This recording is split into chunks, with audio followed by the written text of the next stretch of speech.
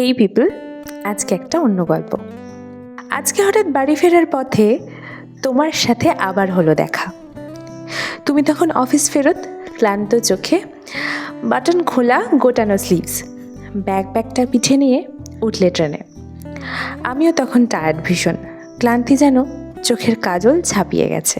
সামনের সিট ফাঁকা হতেই আরাম করে পা মেলেছি যেই, অমনি শুনি, এক্সকিউজ মি ম্যাডাম, এখানে কি একটু বসতে পারি?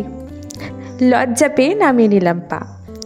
স্নিগ্ধ হেসে বসলে তুমি পাশে, ইচ্ছে করেই এলিয়ে দিলে গা, আর যাতে কেউ এই সিটে না আসে। তারপর যে কত স্টেশন গেল চলে তোমার আমার বাক্যালাপের মাঝে। জানতে পারি তুমিও আমায় নোটিস করো রোজ, সাহস করে নক করনি যদি ভাবি বাজে। এমন করেই সময় গেল কেটে, চলে এলো আমার বাড়ির স্টেশন।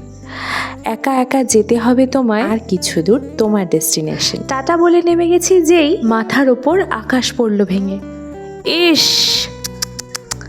এত কথার পরেও ফোন নাম্বারটা ওটাই তো নেওয়া হয়নি জেনে।